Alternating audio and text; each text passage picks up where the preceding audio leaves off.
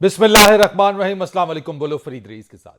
नाज़रीन, पाकिस्तान तहरीक इंसाफ के रहनुमा फवाद चौधरी की गिरफ्तारी के बाद पाकिस्तान तहरीक इंसाफ की जानिब से रद्दअमल आ रहा है। जहां एक तरफ पीटीआई अपना रद्दअमल शो कर रही है, वहीं दूसरी तरफ हुकूमती वज़रा और मुशीरान भी अपनी प्रेस कॉन्फ्रेंसेस कर रहे हैं। और उसके अंदर जहां पर कुछ मामलात के अंदर जो सियासी इंतकाम का जो इल्ज़ाम लगाया जा रहा है पीटीआई की तरफ से, वहीं हुकूमती वज़रा इस चीज़ के ऊपर वाज़े तौर पर कह रहे हैं कि चूँकि इलेक्शन कमीशन के ऊपर फवाद चौधरी के नाजिबा अल्फाज और कलमात जिनकी बिना के ऊपर इलेक्शन कमीशन की मुदियत में उन पर मुकदमा दर्ज किया गया, इस सारी सूरत हाल के ऊपर मुल्क की जो सियासी मंजरनामा है और ख़ास तौर के ऊपर एक बहुत बड़ा सवाल है कि पंजाब और केपीके की असम्बलियों की तहलील के बाद पाकिस्तान तहरीक इंसाफ जो कौमी असम्बली है वहां से भी आउट हो गई है, सारे इस्तीफे उनके मंजूर हो गए हैं। अब रास्ता क्या बाकी रह जाता है? पाकिस्तान तहरीक इंसाफ के चेयरमैन इमरान खान बार बार और तवातुर के साथ ये मुतालबा करते आए हैं और दबाव डालते चले आए हैं कि आम इंतखाबात जल्द अज जल्द कराए जाएं, लेकिन हुकूमत इस पर बज़िद है कि अगस्त में हुकूमत अपनी मुद्दत पूरी करेगी और उसके बाद आम इंतखाबात, उसके बाद उसका इनेकाद हो गया। तो क्या खान साहब ये समझते हैं कि ये जो उनका मुतालबा है वो से एक तरह से वो मुतालबा या दबाव दम तोड़ रहा है? केपीके पंजाब असम्बली की तहलील उनका सियासी फायदा उसको पहुंचाया या फिर उनकी सियासी गलती रही? आम इंतखाबात के हवाले से पाकिस्तान तहरीक इंसाफ की नताइज की जो कबूलियत है, क्योंकि जो नतीजा तस्लीम करने के हवाले से, क्योंकि पीटीआई बार बार इलेक्शन कमीशन को तनकीद का निशाना बना रही है। जब से निगरान वज़ीर आला पंजाब का तकर्रुर हुआ है उस पर तनकीद का निशाना बनाया जा रहा है। तो क्या पंजाब में इंतखाबात होते हैं और उसके बाद जो आम इंतखाबात के लिए निगरान सेटअप, निगरान वज़ीर आज़म उसको तस्लीम करेगी पाकिस्तान तहरीक इंसाफ? ये वो चीज़ें हैं जिसके ऊपर आज गुफ्तगू करेंगे। साबिक गवर्नर सिंध और पाकिस्तान तहरीक इंसाफ के सीनियर रहनुमा इमरान इस्माइल साहब हमारे साथ मौजूद हैं। इमरान इस्माइल साहब, सबसे पहले तो ये बताइएगा कि खान साहब बार बार जिक्र भी कर रहे हैं, तस्करा भी कर रहे हैं और इस चीज़ का अंदिया भी दे रहे हैं और शायद उसका इजहार भी कर रहे हैं कि उनको हटाया जा रहा है, उनको साइड किया जा रहा है, उनको क्रॉस लगाया गया है। तो क्या ये जो माइनस इमरान फार्मूला है जो इस वक्त जो उन पर इंप्लीमेंट हो रहा है या अप्लाई हो रहा है, उस पर पीटीआई का रद्द अमल क्या होगा? देखिए, ज़ाहिर है पीटीआई का रद्दअमल तो यही होना है कि इमरान खान को माइनस नहीं होना चाहिए। और इमरान खान इस वक्त बिलाशुबा पाकिस्तान की बहुत बड़ी सियासी हकीकत है। और जो लोग भी ये खाम ख्याली में रह रहे हैं या ख्वाब देख रहे हैं कि इमरान खान को माइनस कर देंगे, इमरान खान को माइनस करना आसान नहीं है। इमरान खान इस वक्त पाकिस्तान के मोस्ट पॉपुलर लीडर हैं। इमरान खान पाकिस्तान की सबसे बड़ी जमात पाकिस्तान तहरीक इंसाफ के चेयरमैन हैं। और आप ये हीले बहानों से और उल्टी सीधे इल्ज़ाम लगा के इमरान खान को माइनस नहीं कर पाएंगे। अगर इमरान खान को आप डिस्क्वालीफाई कर भी दें, जो इलेक्शन कमीशन की ख्वाहिश हो सकती है और पीडीएम की ख्वाहिश हो सकती है, तो आप इमरान खान की पॉपुलैरिटी में तो सिर्फ इजाफा होना है। तो इमरान खान को डिस्क्वालीफाई करना मसले का हल नहीं है। तो इमरान साहब माइनस करना कौन चाहता है? इमरान खान साहब, ये पीडीएम वाले सारे जो है ये चाहते हैं, इनके सहूलतकार चाहते हैं, इनके रुफ़क़ा चाहते हैं, इनके लोग चाहते हैं कि इमरान खान जो है वो सियासी मंजरनामे पे फॉर द लॉन्गेस्ट पीरियड नज़र ना आए, गायब हो जाए वहाँ से। अब उनको गायब करने के तरीक़ेकार ये पीडीएम का आपने देखा कि इमरान खान को अरेस्ट भी करना चाहते हैं। इमरान खान को ये अरेस्ट करें या इमरान खान को डिस्क्वालीफाई करें, इमरान खान को लोगों के दिलों से निकाला नहीं जा सकता। तो आप फिर भी इलेक्शन करा लें तो भी इमरान खान हैवी मेजॉरिटी के साथ जीतेगा और इमरान खान की वापसी को आप रोक ही नहीं सकते। नामुमकिन है कि आप किसी तरह इमरान खान को रोक। तो आप समझते हैं फवाद तो चौधरी साहब की जो गिरफ्तारी है वो इमरान खान साहब के लिए खामोश पैगाम है? बड़ी वाइब्रेंट वॉइस है आपकी जमात की फवाद चौधरी साहब। नहीं, खामोश पैगाम तो नहीं है, ये तो बड़ा एक चीखता पुकारता पैगाम है। इसमें खामोशी किधर है? पहले ये शहबाज गिल से कहानी शुरू हुई, फिर उसके बाद ये आज़म स्वाति तक पहुंची और अब फवाद चौधरी को उन्होंने उठाया है। और वो भी क्या इल्ज़ाम उन्होंने लगाया कि जी वो मुंशी कह दिया उनको या क्या। तो ये तो एक अजीब बनाना रिपब्लिक में हम आ गए हैं जी, कि जहाँ पे लाहौर हाई कोर्ट ऑर्डर कर रहा है कि जी लेकर आओ, आज शाम को आईजी भी हाजिर हो, फलां भी हाजिर हो। वो कहते हैं जी आपका ऑर्डर गया ये रद्दी की टोकरी में, हम तो जा रहे इस्लामाबाद आप हाई इसको कोर्ट में, सियासी इस्लामाबाद हाई कोर्ट गिरफ्तारी चले गए। समझते हैं इमरान इस्माइल साहब? ये जो फवाद चौधरी की गिरफ्तारी हुई है ये सियासी गिरफ्तारी है? बिल्कुल सियासी गिरफ्तारी है। और इसमें है क्या इसके अलावा? इलेक्शन कमीशन इस वक्त बहुत ही बायस्ड अपना किरदार अदा कर रहा है। एनीथिंग अगेंस्ट पाकिस्तान तहरीक इंसाफ उसका फैसला फौरी आपको मिल जाएगा। एनीथिंग फॉर पाकिस्तान तहरीक इंसाफ, उसका फैसला आपको मिलेगा ही नहीं, वो लटकता रहेगा। हमने इस्तीफे दिए, हमने इलेक्शन कमीशन को लिखा कि जी हमारे इस्तीफे कबूल होने चाहिए, कोई जवाब नहीं। अब ये हम असम्बली वापस जाने के लिए कह रहे हैं, हमने खत लिखा स्पीकर को कि जी हम आना चाह रहे हैं। ये सारे लोग 40-42 लोग जो हैं ये मैं असेंबली आपसे इस आना पर बात चाहते हैं। करता हूं, लेकिन उन्होंने इमरान रात को इस्माइल साहब सारे आप इस्तीफे कह रहे हैं कबूल कि कर लिए। सियासी गिरफ्तारी है, लेकिन हुकूमती जो वुज़रा हैं वो इसको डिनाई करते हैं। मैं आपको जरा दिखाता हूं मरियम औरंगजेब क्या कहती हैं, डॉक्टर मुसद्दिक मलिक क्या कहते हैं, दिन में आपसे इस पर बात करूंगा। दिखाइए जनाब। ये सियासी गिरफ्तारी नहीं है। 9 माह से जो जबान दराजी इमरान खान साहब, इनके सारे तर्जुमान, इन फवाद चौधरी साहब, जिस किस्म की जबान इन्होंने हुकूमत के बारे में, पार्टी क़यादत के बारे में, हम सब के बारे में, बशमूल मेरे बारे में की है। अगर सियासी गिरफ्तारी करनी होती, ऑपोजिशन के पहले जो फ्रंट के 2 बेंचेस हैं वो सब इस वक्त जेलों में होते। उनके टारगेट पे उनके अपने भी दोस्त हैं, हर एक को वो मोहरे पे के तौर पे इस्तेमाल करते हैं, चाहे वो मेरे दोस्त फवाद चौधरी साहब हों, चाहे वो कोई और साहब हों, गिल साहब हों। असल में ये तमाम उनको मोहरों के तौर पे इस्तेमाल करते हैं मुल्क में इंतशार फैलाने के लिए। अगर कोई भी शख्स कोई ऐसी चीज करता है जो काबिल गिरफ्त है कानून के मुताबिक, तो उसको गिरफ्त में आना चाहिए। लेकिन मैं ये भी समझता हूं कि किसी पे खत्म नबूवत का, काफिर होने का, गद्दार होने का इल्ज़ाम नहीं लगाना चाहिए। जी इमरान इस्माइल साहब, वज़ीर इत्तलात और नशरियात मरियम औरंगजेब साहबा की बात भी आपने सुनी, और वो कहती हैं सियासी इंतकाम लेना होता तो फ्रंट की 2 बेंचेस के ऊपर वो तमाम लोग पीछे होते। ये सियासी इंतकाम नहीं है। ये नहीं है तो सियासी इंतकाम। पाकिस्तान में इस वक्त जमाबंदी है। हुक्मनामा ये आया है कि जो ज़बान खोले उसे पाबंद सलासिल किया जाए, और वही हो रहा है, आपके सामने हो रहा है, तसलसल के साथ हो रहा है। हुक्म कहाँ से मरियम आया? औरंगजेब, ये नहीं कहा, पीडीएम की बात कर रहा हूँ। आप जिधर मुझे ले जा रहे हैं मैं उधर जा नहीं रहा हूँ। अच्छा पीडीएम की बात कर रहा हूँ। ठीक है जी, तो यही पीडीएम का इनका वतीरा है, क्योंकि इनके पास एक इशू, बहुत बड़ा प्रॉब्लम है इस वक्त। प्रॉब्लम यह है कि हैं तो ये सियासी जमात कहलाते, तो सियासी जमात हैं, आते ही हमेशा जो है वो इस्टेब्लिशमेंट की गोद में बैठ के हैं। आप जनरल जिलानी से शुरू कर लें, नवाज शरीफ की सियासत, और वहाँ से लेके आप चलते चले जाएं, आपको हर दफा नजर आएगा कि किधर किधर ये सर। लेकिन यही इल्ज़ाम तो आप पर भी लगाया जाता है ना। अगर आप ये कहते हैं तो यही इल्ज़ाम तो आप पर भी लगाया जाता है कि 2018 में आपको भी लाया गया, आप भी इस्टेब्लिशमेंट की सपोर्ट से ही आए। देखिए, इल्ज़ाम तो लगाया जा सकता है किसी के ऊपर भी, लेकिन इस्टेब्लिशमेंट आपको वोट तो नहीं ना दिला सकती। आपके साथ इस्टेब्लिशमेंट या पब्लिक को पकड़ के ला के वोट तो नहीं दिला सकती। इमरान खान इस वक्त इंतहाई पॉपुलर लीडर है, और यही प्रॉब्लम है इस वक्त इनका पीडीएम का, कि ये अवाम में तो जा नहीं सकते। ये अवाम में जाते हैं, बर्गर खाने, बन कबाब खाने जाते हैं, तो वहाँ लोग इनको पकड़ के गालियाँ देते हैं। तो वोट मांगने कैसे जाएंगे, किस मुंह से जाएंगे? हशर देखें मुल्क की इकानमी का क्या किया इन्होंने। आज आप डॉलर देखें किधर पहुँच गया, 2 दिन में 18 रुपये डॉलर बढ़ गया है। और वो सागडार साहब जो कह रहे थे 200 से नीचे लाऊंगा और खुशहाली होगी, और वो किधर गई खुशहाली? 8 माह में इन्होंने खजाना खाली कर दिया। 17 अरब डॉलर से ये 4 अरब डॉलर पे आ गए। इनसे पूछने से कि इन्होंने किसकी पेमेंट की, कोई रीपेमेंट्स की हैं, क्या किया इन्होंने, किधर गया पैसा? सिर्फ माँ सिवा इसके कि वो बिलावल भुट्टो साहब जो हैं वो जहाज़ लेके फिर रहे हैं, पूरी दुनिया के चक्कर काट रहे हैं, वो अपने यारों से मिल रहे हैं, कभी फुटबॉल देखने जा रहे हैं, कभी इमरान इस्माइल साहब, ये तो आप इन पर तनकीद तो कर रहे हैं, लेकिन आपके अपने इत्तेहादी वज़ीर आला जो साबिक हो गए परवेज इलाही साहब, वो फवाद चौधरी के हवाले से, जहां आप लोग एक तरफ हुकूमत के ऊपर बड़ी तनकीद कर रहे हैं, आप इसको सियासी गिरफ्तारी कह रहे हैं, वहीं फवाद चौधरी की गिरफ्तारी के ऊपर चौधरी परवेज इलाही साहब क्या कह रहे हैं, ये भी आप देख लें। मैं आपको दिखाता हूं, उसके बाद आपसे इसका जवाब लूंगा। दिखाइए जनाब। मैं ये कह रहा हूँ कि लेकिन खान साहब के साथ जो बैठने वाले थे ना, बस वो सिरू ले गए सारी पार्टी में। और मैंने कहा था कि यार आपको 25 मई याद है, आपने ज़रूर दोबारा बार बार आजमाना है, जो आजमाए हुए हों तो इस तरह नहीं करते। और 3-4 बंदों की वजह से, एक तो बेचारा मैंने ਉਹਦਾ बड़ा अफसोस है, कभी पहला फड़िया जाता तो असी साडा काम ठीक हो जाना सी। आप यहाँ पे इमरान इस्माइल साहब जो है वो रद्दअमल दे रहे हैं, आप गम और गुस्से का इजहार कर रहे हैं। फवाद चौधरी साहब की गिरफ्तारी के ऊपर परवेज इलाही साहब, उनके रफ़क़ा जो हैं वो कहके लगा रहे हैं कि जनाब ये 4 लोग हैं, पहले पकड़ लिए जाते तो बहुत काम आसान हो जाता। क्या कहेंगे सर इस पर? देखें, मुझे बड़ा अफसोस हुआ परवेज इलाही की ये बयान सुन के।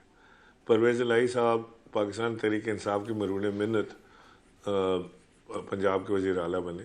हमारी 170 से ज़्यादा सीट्स थी, इनके पास 10 सीट्स थी। हमने इनके साथ कॉम्प्रोमाइज़ करके इनको वज़ीर आला बनाया और उसके बाद इन्होंने जो अच्छा काम किया वो ये कि इन्होंने जो इमरान खान को ज़ुबान दी थी, जिसके ऊपर लोग कह रहे थे कि जी ऐसा नहीं हो सकता, कि इन्होंने कहा कि जब आप कहेंगे असेंबली डिज़ोल्व कर देंगे, इन्होंने कर दी असेंबली डिज़ोल्व। मेरा नहीं ख्याल कि परवेज़ इलाही का बनता है कि वो पाकिस्तान तहरीक इंसाफ या उनके खान साहब के साथियों के अरेस्ट होने पर कोई खुशियाँ मनाएं या कोई इस तरह की कहके लगा रहे सर, कहके लगा रहे वो इस गिरफ्तारी पे। दिस इज़ वेरी हार्टनिंग, बहुत हार्टनिंग है। कल को कोई चीज़ अगर खुदा न खासा मुनीस इलाही के साथ या परवेज़ इलाही या उनके किसी साथी के साथ होती है and we do the same, तो ये पार्टनरशिप तो आगे नहीं चल पाएगी इस तरह से। अगर पार्टनरशिप करनी है, पार्टनरशिप चलानी है, तो उस पार्टनरशिप में एक दूसरे का लिहाज, एक दूसरे की इज्जत का ख्याल रखना है और एक दूसरे की दुख तकलीफ को बांटना है। इस वक्त पाकिस्तान तहरीक इंसाफ के ऊपर सख्त टाइम है। इस वक्त पाकिस्तान तहरीक इंसाफ के उन लोगों के ऊपर मुश्किल टाइम है जो इमरान खान के मौक़िफ़ के साथ बिल्कुल डट के खड़े हुए हैं और इजहार कर रहे हैं बरमला इसका। यानी डट के तो सारे ही खड़े हुए हैं, लेकिन जो इजहार कर रहे हैं, फ्रंट फुट पे आके खेल रहे हैं, उनके ऊपर मुश्किल टाइम। तो इमरान साहब, मैं आपसे यही पूछना चाहता हूँ कि आपने बात की मुश्किल वक्त की, मैं आपसे पूछना चाहता हूँ क्या इस वक्त सदर मुमलिकत आरिफ अलवी साहब पाकिस्तान तहरीक इंसाफ की आखिरी उम्मीद है? लाहौर में मुलाकातें हुई हैं इमरान खान साहब से और यही खबर भी है, यही बताया जा रहा है कि खान साहब दरमियानी रास्ता तलाश करने के ख्वाहिशमंद है। वो ये समझते हैं कि ये गलती हुई है, KPK और पंजाब की असम्बली तहलील करके कौमी असम्बली भी आपके हाथ से चली गई है, तो अब क्या दरमियानी रास्ता इस्टेब्लिशमेंट के साथ राब्ते सदर मुमलिकत ही की तरफ अब निगाहें मरकूज हैं आपकी पार्टी की?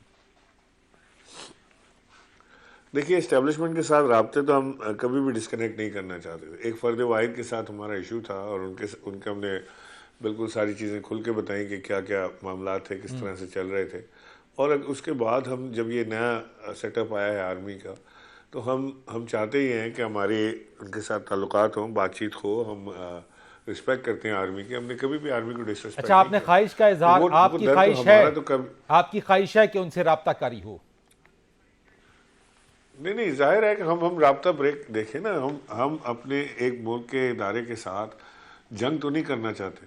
हमारी तो ख्वाहिश है कि हम साबेदारों की रिस्पेक्ट करें, सबको साथ लेके चलें। लेकिन अगर कोई फ़र्द वाहिद उस इदारे का सरबराह या उस इदारे का कोई ऐसा फ़र्द जो उसमें अपनी सह रखता हो, वो रजीम चेंज का हिस्सा बन जाए, तो उसको हम तनकीद करेंगे। उसका मतलब आर्मी को तनकीद करना हरगिज़ नहीं है। हमने अपने दरवाजे भी खुले रखे हुए हैं और हमारी तवक्कुआत भी हैं कि ये जो नया सेटअप है आर्मी का, ये मुल्क की बेहतर मफाद में फैसला करेगा, ना कि तो नए सेटअप की तरफ से आपको जवाब मिला, कोई रिस्पांस आया आपकी इस ख्वाहिश का? मुझे इल्म नहीं है इसका, नॉट टू माई नॉलेज।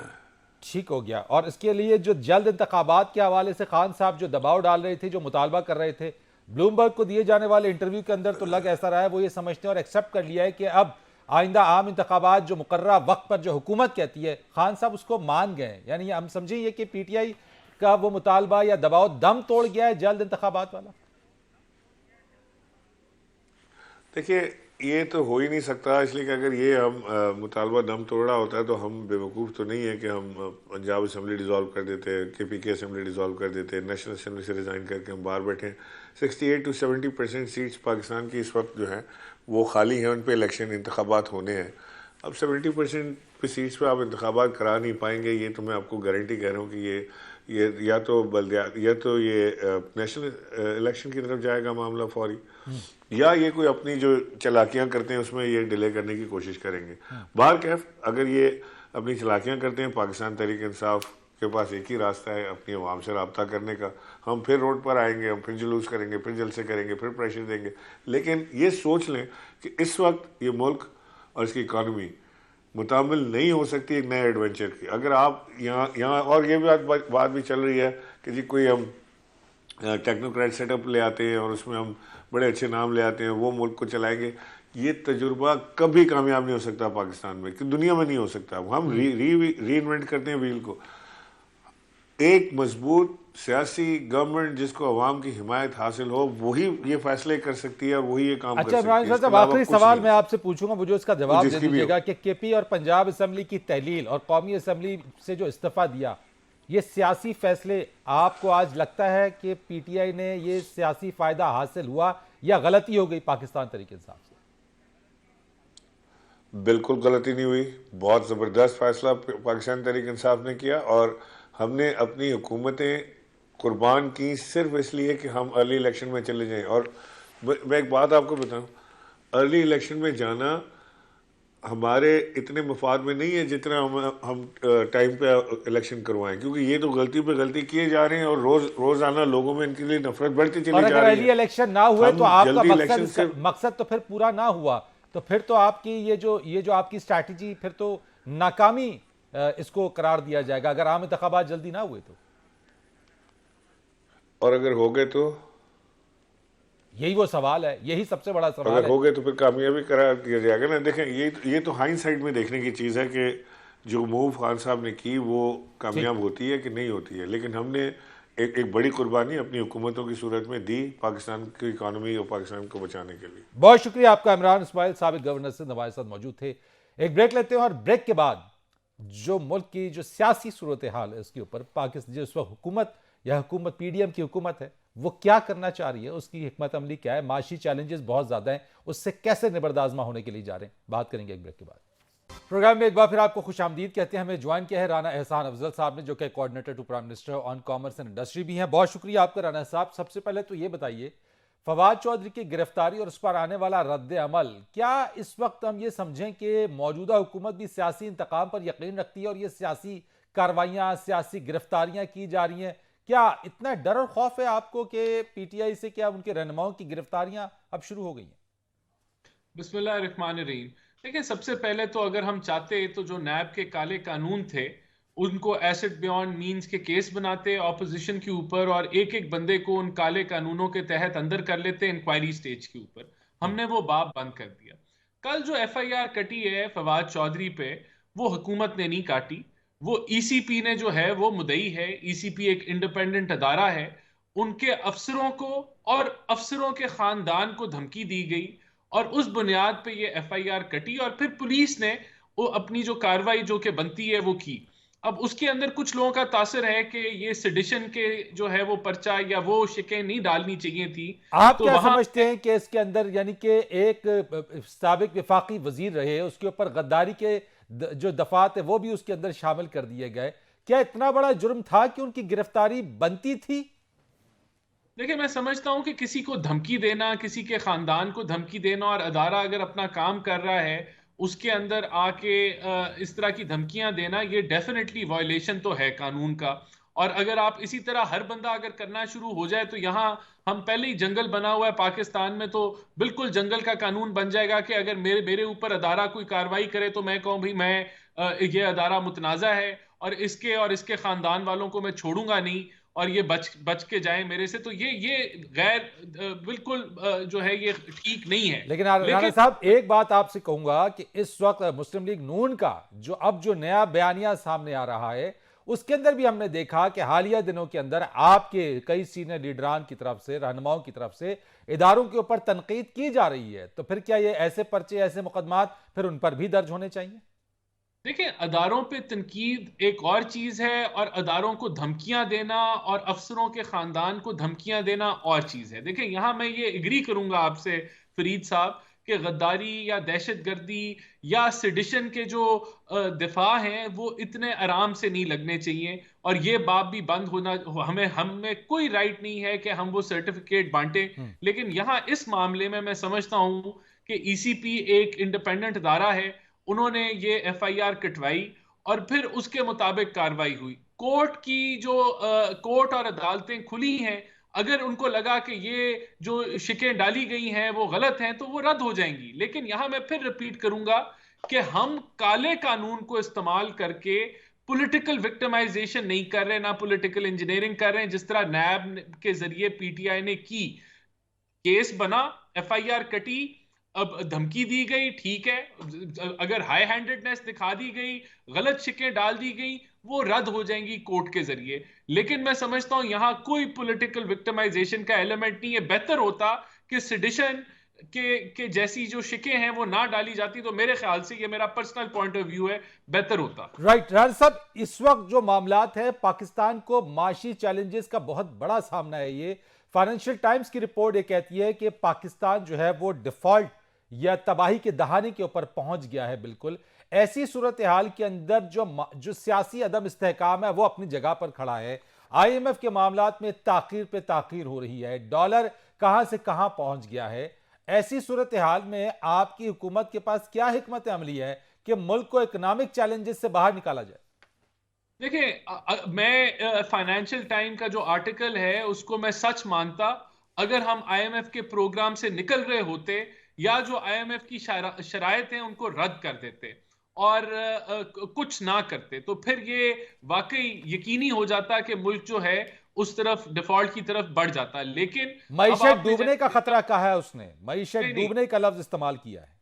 देखें देखें, मईशत तो पूरी दुनिया की इस वक्त डूबी हुई है, दुनिया रिसेशन से गुजर रही है। दुनिया के अंदर 8% जहां ममालिक की ग्रोथ रेट थी वो 2% पे आ खड़ी हुई है। देखें, हमने जो फैसले थे मॉनेटरी पॉलिसी के ऊपर, आपने देखा 1% जो है वो सूद की शरह बढ़ाई गई। इसी तरीके से आपको ये लगता है कि, मेरा सवाल आपसे ये होगा कि आपने जो बात किया, आपको लगता है कि इस वक्त डॉलर के ऊपर से जो कैप हटा है, ये कैप पहले हट जाना चाहिए था और ये आपकी हुकूमत की गलती है और डार साहब की जो माशी पॉलिसी इस बार वो फेल हो गई?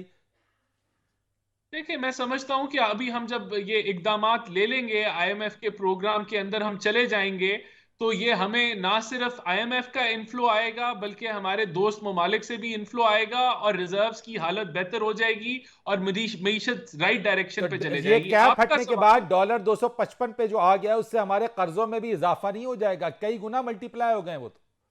देखें, अगर हम IMF की शराइत ना पूरी करें और IMF के प्रोग्राम में ना जाएं तो हम डिफॉल्ट की तरफ जाते हैं, जो कि अवॉइड हो गया, फिर से अवॉइड हो गया, पहले भी अवॉइड हुआ था, अब भी अवॉइड हो गया। जहां तक ताखीर से फैसले करने की बात है, देखें, इस मुल्क में सैलाब आए, 30 अरब डॉलर का नुकसान हुआ। हमें उम्मीद थी फ्रेंडली ममालिक से हमें सपोर्ट मिलेगी। हमने IMF से बहस की कि आप इस मुआहदे को हल्का करें, ये शराइत को हल्का करें। वो मुमकिन नहीं हो सका, तो हमने अब वो शराइत जो है वो पूरी कर ली।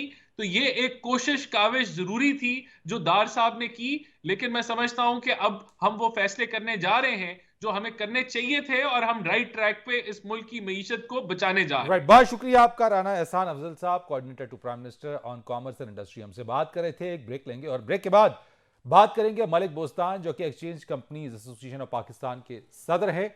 डॉलर एक दिन के अंदर जो इसकी फ्लाइट है आज की 255 तक पहुंच गया है, कहां जाकर रुकेगा, इस पर बात करेंगे एक ब्रेक के बाद। प्रोग्राम में आपको खुश आमदीद कहते हैं। इस वक्त जो पाकिस्तान को माशी चैलेंजेस दरपेश है, IMF के साथ बातचीत और उसमें जो उसकी शराइत थी उसको मुकम्मल करने का इंदिया तो दिया गया है हुकूमत की जानिब से। एक बहुत अहम और एक बहुत ही इंपॉर्टेंट फैक्टर डॉलर और रुपये के दरमियान जो एक फर्क था वो एक बहुत बड़ी मुश्किल का वजह बन रहा था, लेकिन उसके साथ जो उसके ऊपर से कैप हटा है, तो अब इस वक्त डॉलर की जो उड़ान है वो रिकॉर्ड उड़ान गई है और 255 रुपए का डॉलर हो गया। यकीनन पाकिस्तान की मईशत के ऊपर मजीद दबाव बढ़ेगा। आइंदा आने वाले दिनों में ये डॉलर कहां जाकर रुकेगा और ये जो कैप हटा है इसके फायदे होंगे या आइंदा आने वाले दिनों में आम आदमी इसका नुकसान भी बर्दाश्त करेगा। इस पर बात करने के लिए हमारे साथ मौजूद है मलिक बोस्तान, जो कि पाकिस्तान फॉरेक्स डीलर्स एसोसिएशन के सदर भी हैं, हेड कर रहे हैं। उनको बहुत शुक्रिया आपका मलिक बोस्तान साहब। ये जो कैप हटा है, रिकॉर्ड इसके ऊपर डॉलर ने जंप किया है, इसके नुकसान किस हद तक बर्दाश्त करना होगा हमें या फवाइद भी इसके कुछ हैं? नुकसान तो बेहिसाब है। सबसे बड़ा नुकसान तो ज़ाहिर है 24 अरब से जो डॉलर बढ़ा है, हमारे कर्जे खरबों में 28 अरब के करीब हमारे कर्जे बढ़ गए, तो जो कि नाकाबिले बर्दाश्त है। लेकिन ये कड़वी गोली पाकिस्तान को निकलनी पड़ेगी। इस वक्त सबसे ज़्यादा ज़रूरत है पाकिस्तान को डिफॉल्ट से बचाया गया, और बाकी चीज़ें फिर भी रिकवरेबल, अगर डिफॉल्ट हो जाए तो रिकवरेबल नहीं है। बोस्तान तो साहब, ये एक बड़ा अहम सवाल है जो लोगों के दिमाग में है कि आज 255 के ऊपर ये डॉलर रहा है, ये कहां जाकर रुकेगा? इसको कोई ब्रेक लगेगी या ये उड़ता चला जाएगा? नहीं, बिल्कुल देखे हमने इस डॉलर के जिन को बोतल में बंद करके कैप तो लगाया था, लेकिन ये बोतल की तोड़ने की कोशिश कर रहा था। अगर इसको हम निकाल कैप नहीं हटाते तो ये पूरा हमारा सिस्टम ही ब्रस्ट हो जाता। तो ये बर वक्त फैसला किया, हमने पहले किया, फिर बैंकों ने भी कर लिया, तो जिसका नतीजा ये निकला कि पूरी आपने देखा दिन रात एक ही बात जारी होती, पाकिस्तान डिफॉल्ट करने वाला, कर्जे नहीं मिलने वाले, और पाकिस्तान किसी वक्त भी डिफॉल्ट कर जाए उससे बचने के लिए फैसला बर वक्त किया गया है, और वक्ती तौर पर नहीं, बढ़ेगा। फ्री फ्लोट तो कर दिया, लेकिन ये रुकेगा कहाँ जाके, मैं ये पूछना चाह रहा हूँ। कोई जगह है? डिमांड कहाँ पूरी है? जो जरूरी डिमांड है जब पूरी हो जाएगी तो गिरेगी भी। आपने 3 महीने पहले देखा होगा डॉलर का यही रेट 200 से बढ़ के 255 तक गया था, और 255 में कोई बेचने को तैयार नहीं था, फिर यही डॉलर का रेट 250 में कोई खरीदने को तैयार नहीं था। हाँ। सैलाब ने आके हमारे तमाम की दरे पे पानी फेर दिया। अभी भी हमने इसको वक्त ये मुकाबला करना था, क्योंकि हमने जब कैब लगाया और हमें इसके जो नुकसान बड़े, पहले कैब हमारा कभी भी नाकाम नहीं हुआ, इस दफा नाकामी की वजह ये थी, एक तो हमारे रिजर्व कम हो गए, दूसरा IMF का प्रोग्राम डिले हो गया, तीसरा दोस्त ममालिक ने भी डॉलर नहीं दिए, और चौथा ये था कि बैड लक हमारे इम्पोर्टरों ने सबसे ज्यादा जो पाकिस्तान की तारीख में कभी भी 4 अरब डॉलर की कंसाइनमेंट बगैर LC की पहले नहीं, एडवांस कभी नहीं आई, वो हमारे लिए अलग बोझ है पाकिस्तान के लिए। मलिक साहब, तो एक इसीलिए चीज और बता दीजिएगा कि ये इसका जिम्मेदार आप किसको समझते हैं? यानी डार साहब भी आए, उन्होंने दावा बड़ा किया था। स्टेट बैंक ने अपने रिजर्व को देखते हुए ये कानून बनाया था कि LC जो है NOC के बगैर ना खोली जाए, ताकि प्राइवेट चीजों को पहले मंगवाएं और जिनकी इतनी जरूरत है उनको बाद में मंगाएं। लेकिन हमारे आदमियों की जो है ना हवस इतनी ज्यादा है कि इन्होंने बगैर सोचे समझे कि पाकिस्तान इतना बड़ी बोझ बर्दाश्त भी कर लेगा, इन्होंने मंगवा ली। अब हुकूमत ने मजबूर होकर इनको अलाउ कर दिया कि अपने सोर्स से आप जो है मौजूदा हुकूमत को जिम्मेदार ठहराते हैं, या इससे पहले वाली हुकूमत का इसकी जिम्मेदारी है ये जो डॉलर यहां तक पहुंचा है? देखो, इसमें दोनों हुकूमतें जिम्मेदार हैं, क्योंकि इस हुकूमत से पहले भी क्यू में लगाया गया था और यही चीज़ अपनाई गई थी कि, लेकिन जो कानून था उस पर अमल नहीं हो रहा था और वो अपने वेंडर से चीज़ें मंगवा के क्लियर करवा लेते थे। लेकिन जब हुकूमत ने क्लियर करने से इनकार कर दिया तो ये सारा गैप पैदा हो गया। और इसके अलावा जो बड़ी वजह बनी है वो अफगानिस्तान ट्रांसट ट्रेड है, जो कि पाकिस्तान के लिए नासूर बन चुका है, क्योंकि हमारे इम्पोर्टरों ने, ये अल्लाह इनको हदायत है, इन्होंने जब देखा पाकिस्तान ने ड्यूटियाँ 200-400% बढ़ाई हैं, तो इन्होंने अपना माल अफगान ट्रांसट के नाम पे मंगवा के, अफगानिस्तान की ड्यूटी फ्री होता है, फिर वापस पाकिस्तान लेके आ रहे हैं।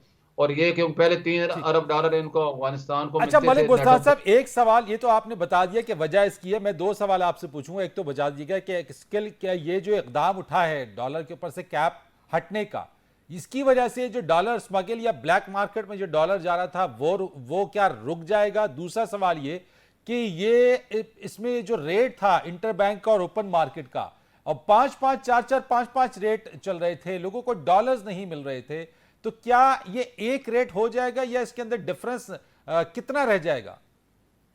देखो, अभी एक रेट तकरीबन हो ही गया। आज जो है फ्री मार्केट का रेट और बैंक का तो नैरो ही हो गया, तकरीबन 2 रुपए का फर्क हो गया, ज्यादा फर्क नहीं है जी। और इसी तरह जो ब्लैक मार्केट का फर्क था वो भी 67 था और हमारा 62 था सेलिंग, 5 रुपए का फर्क है, जो कि 30 रुपए फर्क चल रहा था। हाँ। तो ये फर्क आने वाले दिनों में हम बर्दाश्त कर लेंगे और इसको काबू भी पा लेंगे। पहले हमने सप्लाई जो हमारे कस्टमर जो है ब्लैक मार्केट में या हवाला मार्केट में चले हैं, उसकी वजह से आपकी वर्कर एविडेंस 1 अरब डॉलर कम होगी, 3 अरब आती थी 2 अरब डॉलर पे आ गई है। इस तरह हमारी एक्सपोर्ट 1 अरब डॉलर कम होगी, जो कि 2 अरब पे आ गई, क्योंकि हमारे इंपोर्टर का रॉ मटेरियल क्लियर नहीं हुआ और एक्सपोर्ट ही नहीं हो सका। इस तरह एक्सचेंज करने के बाद 500 मिलियन डॉलर आना आते थे, वो आना बंद हो गए, 200 मिलियन डॉलर पे आ गए। तो ये सारी चीजें देखते हुए हमने यही फैसला इसलिए किया कि अगर आप क्लाइंट को मार्केट रेट नहीं देंगे तो वो आपको देने नहीं आएगा, बेचने नहीं आएगा। इस इकदाम से महंगाई का भी तूफान आएगा, क्योंकि डॉलर जब बढ़ता है तो हमारे हर चीज को डॉलर से लिंक कर दिया जाता है। एकदम से इतनी ऊंची जो छलांग लगी है, इससे मजीद महंगाई होगी पाकिस्तान में? जी बिल्कुल होगी, क्योंकि ये सारी चीजें जितनी भी डॉलर की आती हैं, हम तो बदकिस्मती ये है कि 14 से 15 अरब डॉलर तो हमारे खाने पीने की चीजें आ रही हैं और तकरीबन 35 अरब डॉलर की हमारी एनर्जी है, 50 अरब डॉलर से हमारे यहीं ज़ाया हो रहा है। और ये सारी वो चीज़ें जो कि आम आदमी इस्तेमाल करता है। जब एक चीज़ डॉलर का रेट बढ़ता है तो उन्होंने बढ़ नहीं बढ़ना है, लेकिन पाकिस्तान की खातिर अभी कड़वी गोली मैं कहता हूँ बर्दाश्त करनी पड़ेगी। हुकूमत को IMF का प्रोग्राम लाजमी अवेल करना है, वरना हमारे 33 अरब डॉलर के कर्जे फंस जाएंगे, जो कि दोस्त ममालिक ने देने हैं। वर्ल्ड बैंक ने, IMF ने, इस्लामी तरक्याती बैंक ने, एशिया तरक्याती बैंक ने, सऊदीया, चाइना, सब ने एक ही शर्त रखी है, ग्रीन सिग्नल होगा। हुकूमत ने, आपने देखा कि आज अमेरिका से रिक्वेस्ट की है कि वो अपना असर और रसूख इस्तेमाल करके IM से हमें लोन की अप्रूवल करवाएं। तो अल्लाह करे अल्लाह पाकिस्तान के हुकूमत इसमें कामयाब मालिक हो साहब, जाए। एक चीज और भी मुझे सवाल आखिरी में रही है कि इसके अंदर आपके जो डीलर्स हैं उनके ऊपर भी इल्जाम आयद किया जाता रहा है कि वो भी इसमें मुलव्विस हैं, बैंक्स के ऊपर कहा जाता रहा है वो भी इसमें मुलव्विस हैं। तो इनमें बैंक्स और डीलर्स में जिम्मेदारी, यानी कौन कौन सबसे ज्यादा जिम्मेदार है इसमें? देखो जी, मैं देखो हर अदारे में ब्लैक शीप्स होती है 1%। हम नहीं कहते कि सारे फ्रेश हैं, लेकिन उनके बाद डॉलर की सप्लाई टोटली बंद हो गई। कि देखो, मैं एक्सचेंज कंपनी को बिल्कुल क्लियर कर दूं, एक्सचेंज कंपनी के पास 3 सोर्स से डॉलर की सप्लाई के। पहला सोर्स था वर्कर रेमिटेंस से, जो कि 10 अरब डॉलर रोजाना थी। वो स्टेट बैंक ने बैन लगा दिया कि इसको आप वर्कर को रेमिटेंस पहले 80% हम पब्लिक को बेचते थे, 20% बैंकों को बेचते थे। उन्होंने भाई 100% अब बैंकों को भेजे क्योंकि उनके पास डॉलर नहीं है। दूसरा सोर्स था हमारा डॉलर जो था वो इंपोर्ट होता था, उस पर भी पाबंदी लगी, आप डॉलर इंपोर्ट नहीं कर सकते। और तीसरा सोर्स था काउंटर बाइंग सेलिंग। तो उसका जो हमारा रेट 240 था और बाहर का रेट 255 था। लोग हमें लेने नहीं आ रहे थे, लेने आ रहे थे। जब हम उनको कहते थे 5000 लेने थे, 500 ले ले, तो आगे से हमें बदनामी हो रही थी, बल्कि कहते जी एक्सचेंज कंपनी ब्लैक कर रही है। भाई हमें आ नहीं रहा था, हमने ब्लैक कहां से? राइट हो गया। मलिक बुस्तान साहब, बहुत शुक्रिया सर, आपका प्रोग्राम का वक्त चूंकि खत्म हो गया, तो बहुत शुक्रिया इस चीज के ऊपर। और यकीन उम्मीद करते हैं कि कड़वी गोली तो है, लेकिन आइंदा पाकिस्तान की मईशत जो है वो दुरुस्त सम्त में गामजन हो सकेगी। फरीद रईस को इजाजत दीजिएगा। अल्लाह हाफिज।